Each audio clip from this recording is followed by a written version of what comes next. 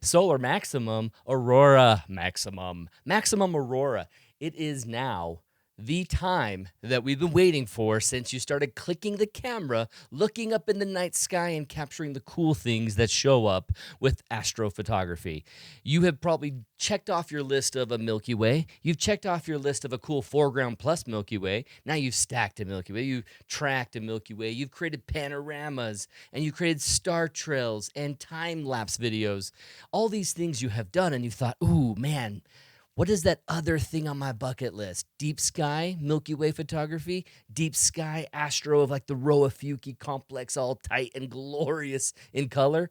Those are the things that are on your checklist. But I know there's one more that maybe many of you have actually checked it off your list just this past month.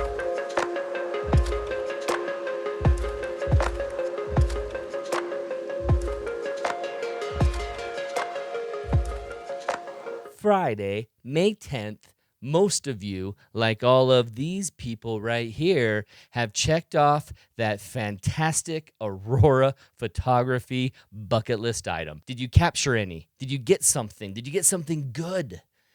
Now, when you look at these pictures, as I'm going through all of these images that were shared by the viewers like you watching this YouTube channel, they shared with me all of these pictures, and we celebrated their awesome photography last Sunday. And it's like, wow, so many of you have hit that checkbox. Ba-ding! I've got an Aurora picture. But just like most of us, when we just get started with Milky Way photography, many of these have the same problem that this first image of mine had.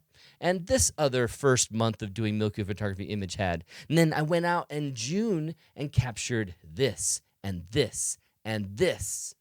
It got a lot better. But what made those images better? Why were those Milky Ways better than this? Well, that same night I captured this image, I also captured this image. Still brand new Aaron King to Milky Way photography in 2016. I got some things wrong with my focus and my composition, and it's okay because it's not as dark of a sky sight, but there's an obvious difference between what this image looks like and what this one does. This one's far, far, far better. And why? Why is this one so much better? Because of the foreground. There's interest in the foreground, where here it just has a flat horizon. I mean, look at these images that have been submitted. They're awesome, awesome auroras, but boom, boom, boom, boom, boom, boom, boom, boom, boom. There's a big nothing on the foreground. Yes, there's a gigantic swath of sky showing aurora color, pink and green and glorious stuff, but we're really lacking in a foreground. And that's what I want to challenge you. If you get nothing else from this video about the upcoming Lofoten Adventure, then get this right now.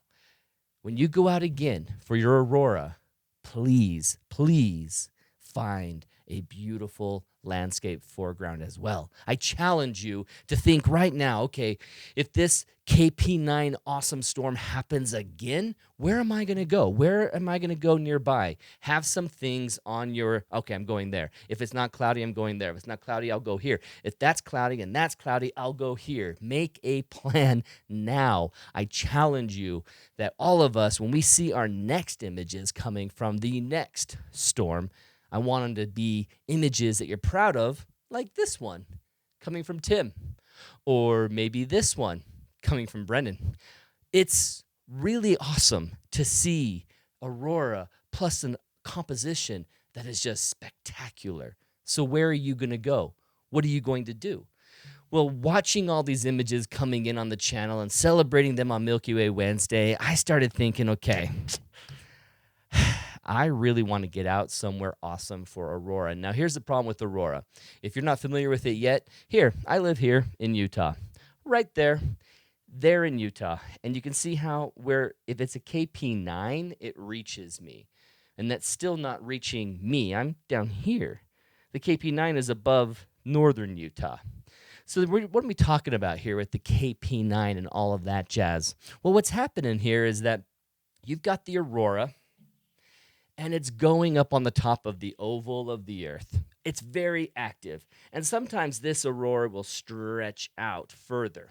A KP9 storm will stretch out crazy far, on the Earth's surface. And you can see it from many, many, latitude lines. And that KP9 that was happening, check out this awesome picture from Neeraj. This is an amazing capture from Hanksville. And look at what he had. Okay, I'm just got to capture this aurora. I'm out in this location. What am I going to do right? Well, I'm going to get my Jeep in there and get that reflection of the pink on it. Oh, mwah, awesome job. I love this picture from Neeraj. So this image right here was like, hey, Aaron, guess what? If only you were out that night, you would have captured an intensely pink sky. Not just a little pink on the horizon like this image that I captured years ago, and I thought there was someone's brake lights going off on the horizon bugging me. I did not know that pink was Aurora back in 2017. I had no idea. But when Neeraj captured that and showed what the sky was like, with just edge to edge on the frame, it's completely pink. Whew, that reminded me that, wow, KP9 is intense. And the reason why we're getting these intense solar storms is because our sun, that's going through an 11-year cycle of minimum to maximum, it's on its maximum side. And some scientists are saying we predict that the peak of the solar maximum will be in 2024 or 2025. And then after 2025, it'll start going back down. Some say 2024 it'll start going back down to minimum. But some say it'll go into 2025, and that's our guess. We don't really know exactly or precisely, but we do know that right now, the reason why we had that KP9 that was stretching across the entire Earth was because of a massive geomagnetic storm, a magnetic storm that was KP9 and massive, and that happened because of the solar maximum. So right now is a great time to go out for Aurora. A Trailblazer Adventure is unique because it has all the benefits of a photography workshop, but this one, it's only $1,200 because I haven't been there yet either. I have not been in Lofoten yet. So let me just give you some details. There's a lot of you right now thinking, Aaron, I want some logical information here, just some details to know what's going on. I have 2 people out of 6 already signed up. And so I have 4 more slots available, and these are the details of where we're going to be and when we're going to be there. So September 23rd through 30th, it's this year, September 23rd through September 30th, 7 nights so that we have a definite chance of Aurora happening.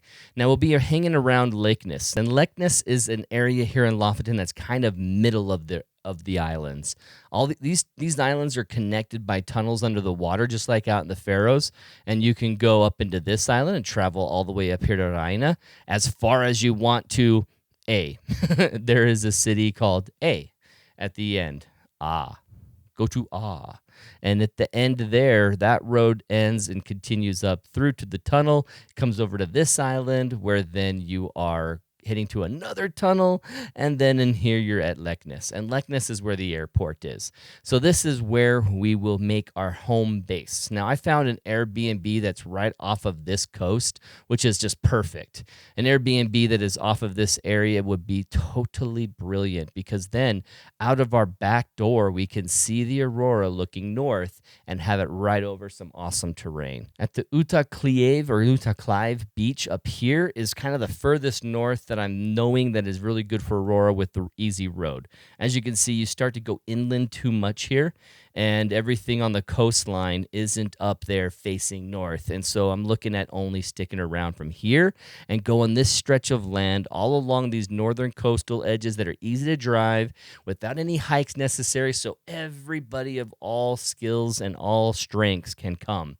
There might be some hikes that people go on, but not everyone has to go. You can hang out down by the car and get an Aurora shot. That's fantastic still. I mean, just look at Raina right here. Look at the gorgeous scenery of what Norway is bringing. Oh, that's killing me. I love that. I got to see that big.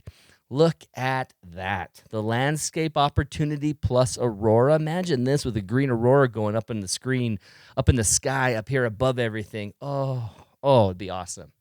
Fantastic. I'm looking so forward to this. And so trying to pick a location that I had never been before that would be very exciting to have Aurora, that would be more of a guarantee, Lofoten was the obvious answer. I'm so excited to be out in this area. I mentioned Airbnbs. Airbnbs are going to be the best option. I hope every one of you want to do one because, I mean, look at this one that I found.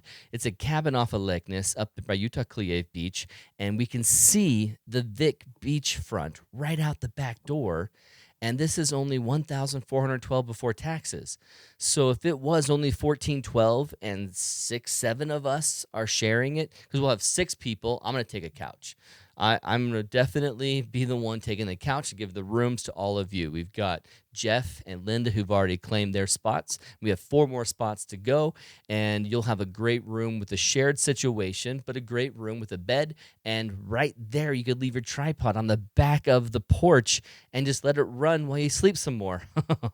It would be awesome. And not to mention that price. That price means the entire 7 nights would be a shared cost about $1,412, so it's like $200 each. So if you're spending $200 for an entire week of accommodations, that's a really inexpensive adventure. So that's why you want to share the Airbnb with us. How cold is it going to be? Well, out there we're in September, and so it's typically around 38 degrees at the lowest and 52 degrees at the highest. That is not that cold. It's not that warm either. It's frigid, and it's going to be windy, so expected the wind to chill us a lot more and to make it really, really cold. So you're going to want some waterproof pants, windproof coat, a lot of stuff that's going to keep you warm in that situation, but it's not the winter yet, so it's more comfortable than it would be, even though Lofoten is famously mild. So this will be great. Our biggest annoyance will definitely be the wind. The moon. The moon is a crazy, unique element in Lofoten. Because it's circumpolar, the moon never goes down a lot. I mean, it dips below the horizon sometimes. In fact, during this week, we'll have 2 nights that it goes down for like an hour or 2, and then it rises back up. But as you can see in this GIF, the moon is just zipping around the sky and rotating in the daylight and the night and never dips below the horizon. So we're going to have a moon out, but a very, tiny, tiny moon. I mean, look at this.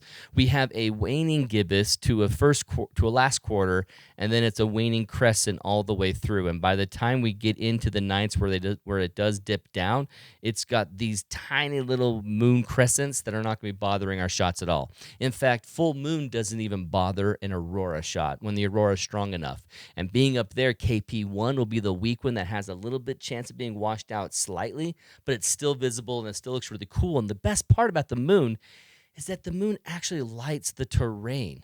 So while you're capturing a 4-second capture of the Aurora above you, you're still seeing the landscape around you. You don't have just dark silhouettes. So the moon is a massive benefit. Lastly, flights. Okay, flying out to Lofoten has a few stops.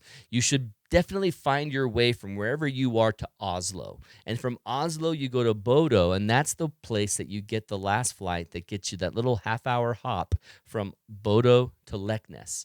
Now, that flight is only offered in the morning until about 12:30 p.m., so you got to plan accordingly. So if you get to Oslo too late and land in Bodo after 12:30, you have to wait until the following day to fly in. So if you need to do that, make sure you get to Oslo on Sunday so that you can wait that full night, sleep in Oslo, take a Bodo flight, and then take a Leknes flight. Plan accordingly because you have that early morning flight to catch in Bodo to get over to Leknes so that you're there Monday the 23rd. If you have any other questions on my website here, it'll answer all of those questions for you, and you can always email me right here at aaron@photogadventures.com. So email me if you have any questions before you sign up.